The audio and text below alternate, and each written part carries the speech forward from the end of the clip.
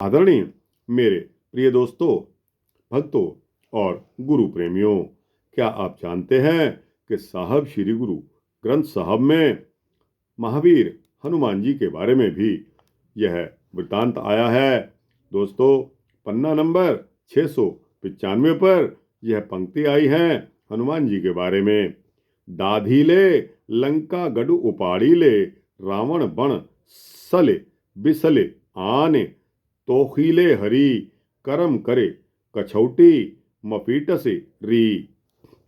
महावीर हनुमान जी श्री रामचंद्र जी के अनन्य भक्त हुए हैं, जो अमर हैं और शूरवीरों में उनकी गिनती होती है। इनको पवन पुत्र और अंजनी पुत्र भी कहा जाता है। हनुमान जी ने घोर तपस्या की। पवन पुत्र हनुमान जी ने रावण की सोने की लंका को जलाकर राख कर दिया था। महावीर हनुमान जी के जन्म की कथा ग्रंथों में इस प्रकार लिखी गई है। हनुमान अंजनी के एक ब्रह्मचारी पुत्र थे। अंजनी महर्षि गौतम की कन्या थी। उसको गौतम ऋषि ने श्राप दिया था कि अंजनी, तुम मां के धोखे में आई हो, जाओ तुम कुंवारी ही बच्चों को जन्म दोगी। ऐसा श्राप सुनकर कन्या बहुत चिंतित हुई, परंतु वह ज्यादा चिंता में नहीं रही, बल्कि उसने ईश्वर की भक्ति शुरू कर दी। उसने घोर तपस्या की कि उसके पिता का दिया हुआ श्राप किसी तरह टल जाए। अंजनी शिव भक्त थी। उसने दिन रात तपस्या की और धरती में एक कोठड़ी बनवाई और यह निश्चय कर लिया कि वह किसी भी पुरुष के दर्शन नहीं करेगी।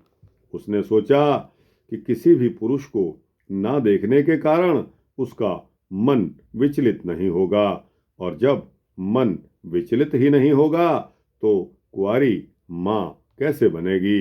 यह सोचकर वह दिन रात तपस्या करती रहती और अपनी भक्ति से अपने मन के ऊपर काबू रखती।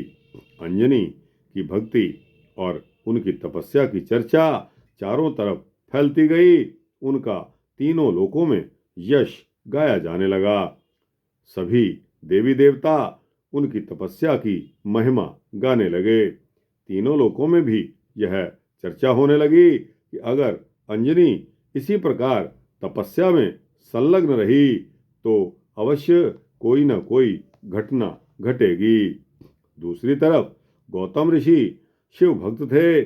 शिव जी से उनको जो वर मिले थे वह टल नहीं सकते थे, और ना ही कोई वर टालने की समर्थ रखता था।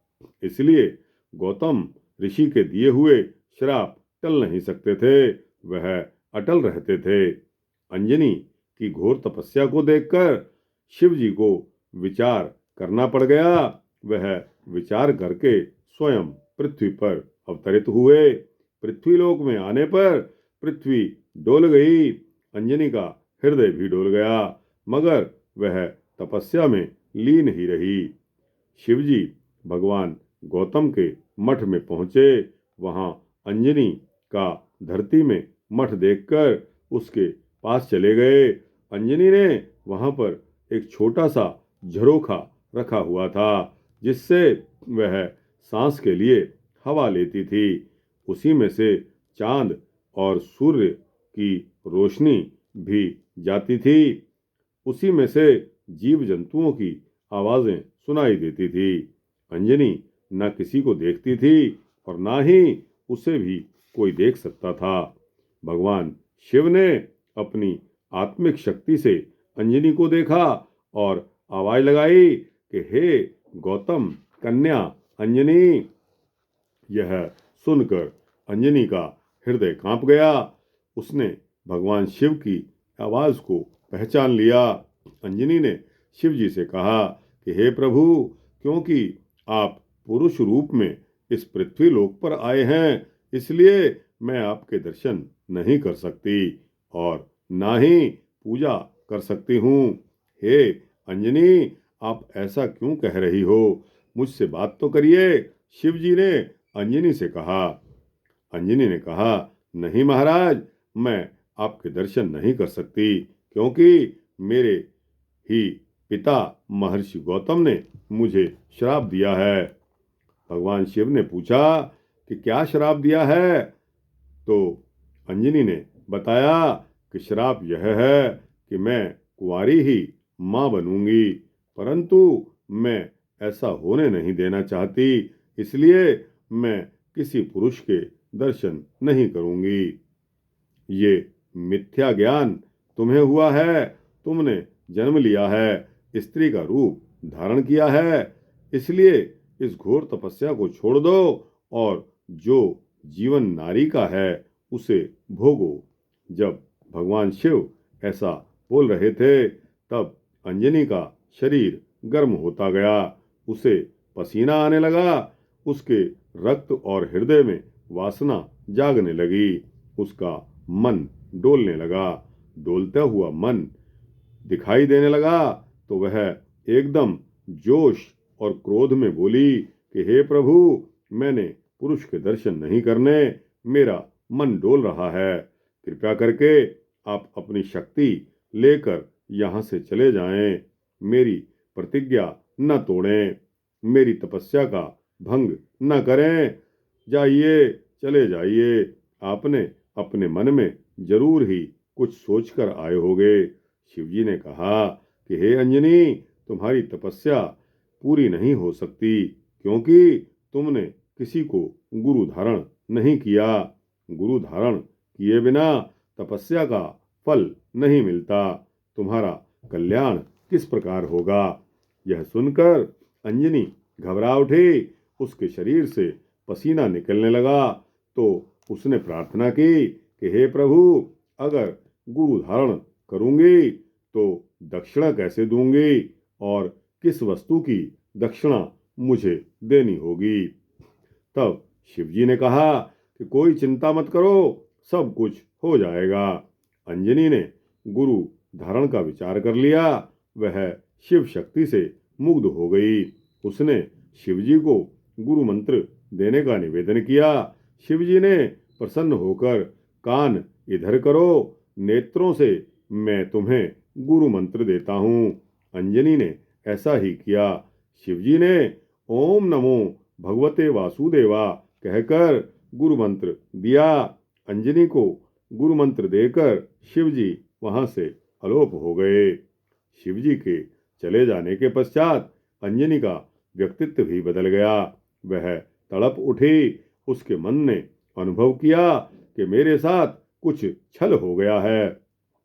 भगवान शिवजी ने मेरे पिता का दिया हुआ श्राप पूरा कर गए हैं। मैं तो कांपती जा रही हूँ।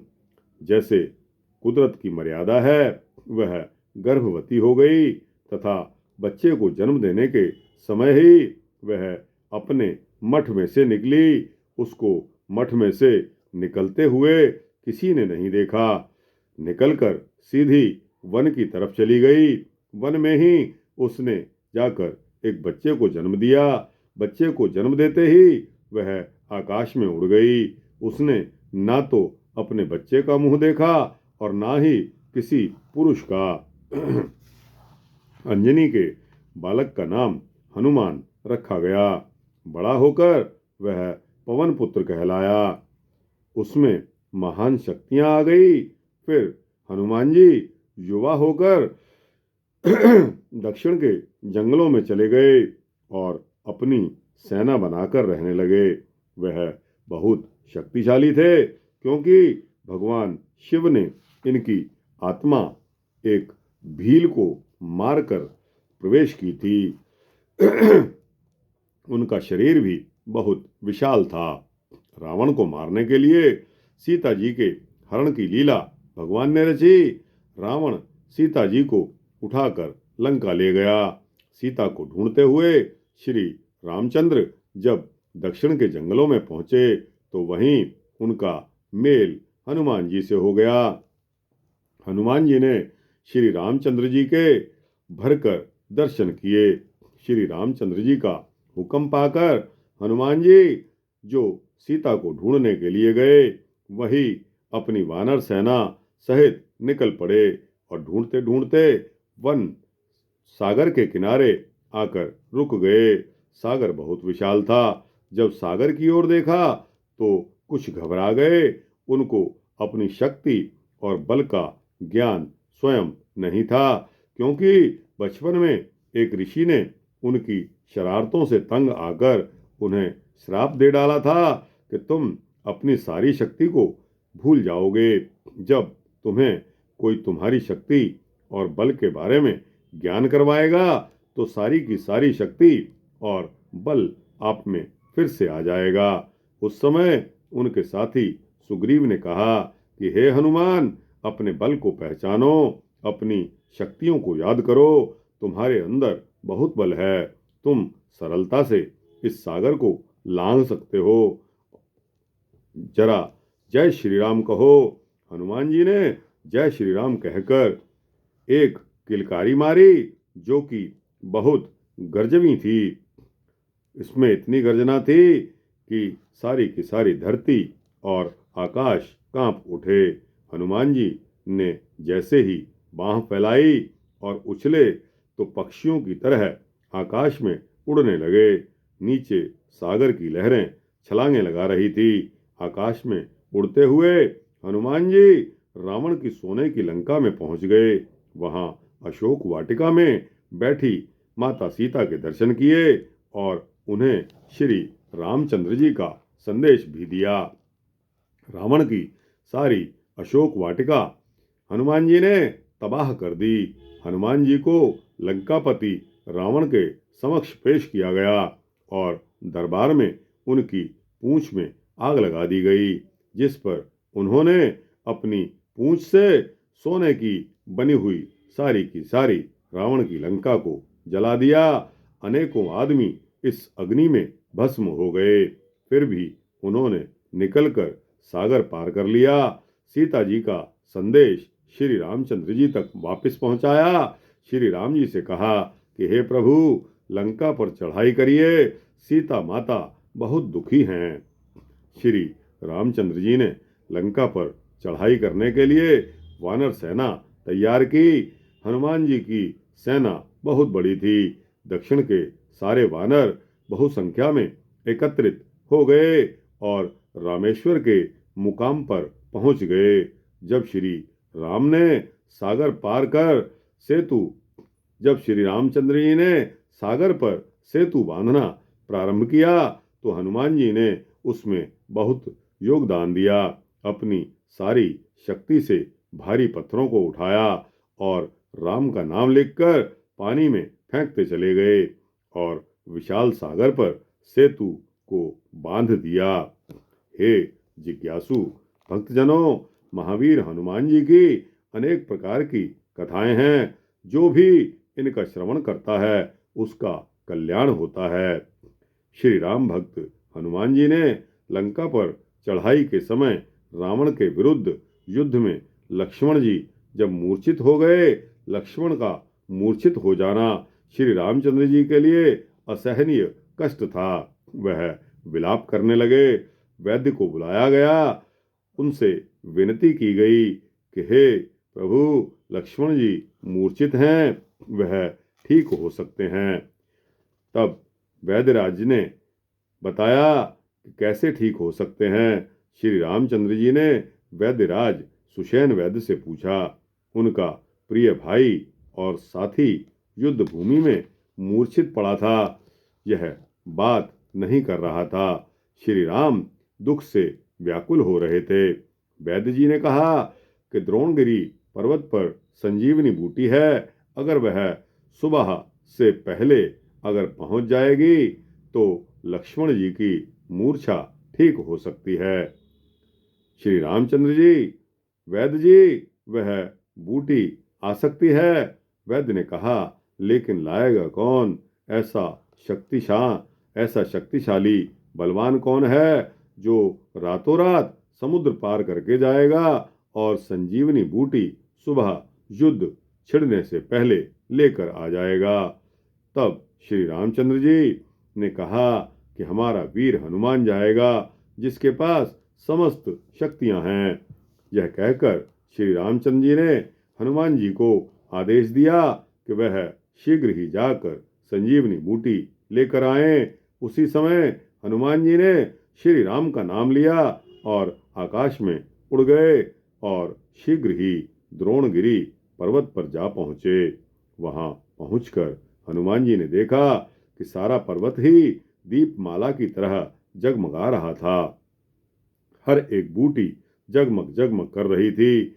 उस पर्वत की ओर देखकर हनुमान जी ने विचार किया कि कौन सी बूटी लेकर जाना है। अगर एक बूटी ले गया और जरूरत दूसरी बूटी की हुई तो फिर दोबारा आना मुश्किल हो जाएगा। क्या पता लक्ष्मण जी होश में ही ना आए। उन्होंने श्री रामचंद्र जी का नाम लेकर एक छलांग मारी कि सारा का सारा शरीर का आकार पर्वत के बराबर बढ़ा लिया। हनुमान ने लंबे हाथ से उस पर्वत को उखाड़ लिया और हाथ में पर्वत को उठाकर लंका की ओर उड़ान भरने लगे।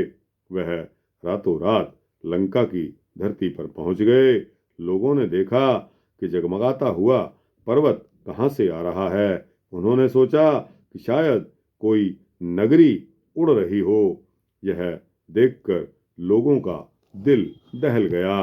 हनुमान जी ने पर्वत उस स्थान से दूर रख दिया जहां पर लक्ष्मण मूर्छित पड़े हुए थे। वैद्य ने संजीवनी बूटी को उस पर्वत से लिया और लक्ष्मण को स्वस्थ बना दिया। वह उठकर जब बैठे तो हनुमान, श्री रामचंद्र, सुग्रीव आदि बड़े प्रसन्न हुए। ऐसे बलशाली श्री हनुमान जी की महिमा अपरंपार है। जिसने भी परमात्मा की अटूट हृदय से भक्ति की उसका संसार में यशगान हुआ। दोस्तों, संसार में यशगान हो भी क्यों ना, क्योंकि परमपिता परमात्मा को हम सभी ने अपने दिल में बसाना है, उनको याद रखना है, उनकी सेवा अर्चना पूजा करते रहना है। और दोस्तों, हनुमान जी तो खासकर ऐसे परम भक्त थे जिनके हृदय में श्री राम निवास करते थे। दोस्तों, यह वृतांत श्री हनुमान जी के बारे में, महावीर हनुमान जी के बारे में यहाँ समाप्त होता है। आपको कैसा लगा? अच्छा लगा हो तो इसको लाइक और शेयर करते हुए अपने दोस्तों, भक्तों, मित्रों, जिज्ञासुओं तक अवश्य पहुंचाना। दोस्तों, कमेंट्स आपके कुछ कम आ रहे हैं। लगता है आपको भी सर्दी ने परेशान किया हुआ है। खैर, कोशिश करिए अपने कमेंट सेक्शन में अवश्य दीजिए। और दोस्तों, इस चैनल को सब्सक्राइब कर देंगे तो आपको इसी तरह के सूक्ष्म भक्ति वृत्तांत मिलते रहेंगे। जय श्री राम, जय श्री सीता रामचंद्र भगवान की जय। जय बजरंगबली।